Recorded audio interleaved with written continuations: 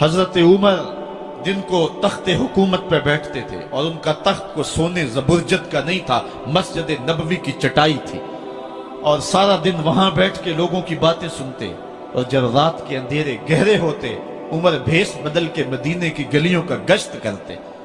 کہا تمہارے گھر سے دھواں نکل رہا ہے اور بچے رو رہے ہیں، ان کو کھانا کیوں نہیں دیتی؟ کہنے لگی عمر کی جان کو رو رہی۔ عمر کے پاؤں تلے سے زمین نکل گئی۔ کہا کیا ہوا؟ کہا 3 دن سے ہمارے ہاں کھانے کے لیے کچھ نہیں ہے، روزانہ بچے روتے ہیں اور میں ہنڈیا کے اندر پتھر ڈال کر کے نیچے سے آگ ڈالتی رہتی ہوں کہ بچے انتظار کر کر کے سو جائیں گے، کم وقت سو بھی نہیں رہے، اور وہ پتھر پکیں گے بھی کیا، اور میں عمر کی جان کو رو رہی ہوں۔ حضرت عمر کا کلیجہ دہلنے لگا، فوراً پلٹے، واپس بیت المال میں آئے، گھی کا ایک کنستر لیا، آٹے کی بوری لی، مرچ مسالہ جات بہت کچھ اٹھایا، اپنے کندھے پہ رکھا، بوری اپنی کمر پہ لا دی۔ عمر بیت المال سے نکلے تو آپ کے خادم اسلم نے دیکھ لیا، آگے بڑھا، کہا میرے آقا میں اٹھاتا ہوں۔ عمر کی آنکھوں میں آنسو ہے۔ کہا اسلم قیامت کے دن میرا بوجھ اٹھا لو گے؟ کہا قیامت کے دن تو اپنا اپنا بوجھ اٹھانا پڑے گا۔ کہا عمر کو آج اپنا ہی اٹھانے دو۔ حضرت عمر وہ گھی کا کنستر اور وہ آٹے کی بوری سر پہ اٹھائے ہیں اور اس خاتون کے گھر جاتے ہیں اور دستک دیتے ہیں۔ وہ جب دیکھتی ہے اس کی جان میں جان آ جاتی ہے۔ کہا جلدی جلدی آٹا گوندو، اور عمر سبزی کاٹنے لگ جاتے ہیں۔ حضرت عمر رضی اللہ تعالی عنہ سبزی تیار کر دیتے، ادھر آٹا گند جاتا ہے، اور پھر اوپر چولہا رکھا جاتا ہے، چولہے کے اندر آگ رکھی جاتی ہے، وہ کھانا پکانے لگتی ہے، آگ بجھتی ہے۔ تاریخ نے لکھا ہے آگ بجھنے لگتی ہے، عمر جھک کر کے پھونکے مارتا ہے، عمر جھک جھک کے پھونکے مارتا ہے۔ کھانا پک گیا اور بچوں کے سامنے کھانا رکھ دیا، بچے کھا رہے ہیں۔ اب بچے رو رو کے نڈال ہو چکے تھے۔ حضرت عمر اپنے ہاتھوں کو اور اپنے گھٹنوں کو اور اپنے پاؤں کو زمین پہ لگا کے، جس طرح بکری کا بچہ چلتا ہے، ویڑے کے اندر کبھی ادھر چلتے ہیں کبھی ادھر چلتے ہیں، تاکہ بچے مجھے دیکھ کے خوش ہوں اور دل میں کہتے عمر جتنا رلایا ہے اب اتنا ہنسانا بھی پڑے گا۔ تو کبھی عمر امیر المومنین، یہ میں کسی آج کے جو ہے وہ لوگوں کے ووٹوں پہ منتخب ہونے والے حکمران کی کہانی نہیں سنا رہا، میں اس عمر کی کہانی سنا رہا ہوں جو 23 لاکھ مربع میل کا حکمران ہے، آدھی دنیا کا بادشاہ ہے۔ حضرت عمر جو ہے جس طرح بکری کا بچہ چلتا ہے، اس طرح اپنے ہاتھ اور اپنے گھٹنے زمین پہ ٹیک کر کے جو ہے وہ اس طرح چلتے ہیں۔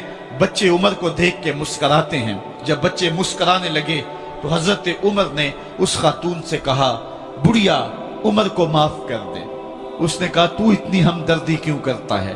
کہا عمر بیچارہ بڑا پھنسا ہوا ہے، فکر ہے اس کو یرموک و فسطاط و حلوان کی، جب فتح ہے مصر تو تیاری ہے ایران کی، آتے جاتے وفد سے ملاقات بھی کرتا ہوگا اور شب کو معلوم حالات بھی کرتا ہوگا، کانٹوں میں الجھی ہوئی بیچارے کی جان ہے، نیند اس کو بھی آتی ہے، آخر وہ انسان ہے، میری بہن عمر کو معاف کر دے۔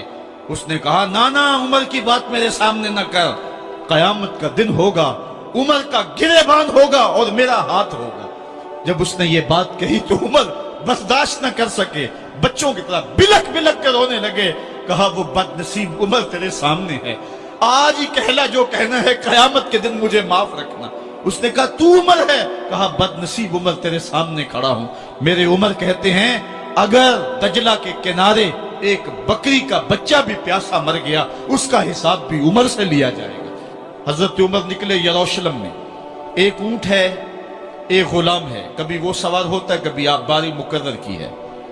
جب قریب پہنچے یروشلم کے تو عمر کی باری نکیل پکڑنے کی اور غلام کی باری اوپر سوار ہونے کی آ گئی۔ غلام نے کہا آقا میں مرضی سے اپنی باری چھوڑتا ہوں، آپ آ جائیں، دشمنوں کے مفتوحہ علاقے میں آ رہے ہیں، تازہ تازہ علاقہ فتح ہوا ہے، اسلام کی شان و شوکت ظاہر ہو۔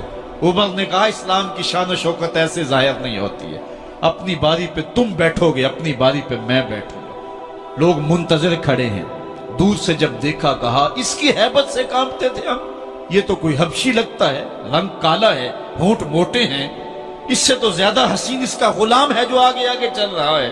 حضرت ابو عبیدہ نے کہا دھوکہ کھا رہے ہو، ہمارا آقا وہ نہیں ہے جو اونٹنی کے اوپر سوار ہے، ہمارا آقا وہ ہے جو لگام تھامے آگے آگے چل رہا ہے۔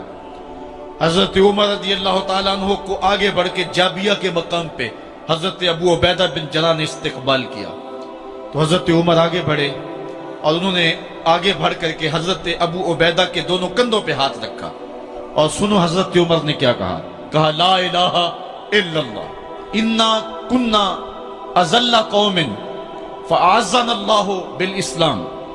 کہا کہ لا الہ الا اللہ، اے ابو عبیدہ بن جراح، ہم ایک ذلیل قوم تھے اور اللہ نے ہمیں اسلام کی وجہ سے عزت عطا کی ہے۔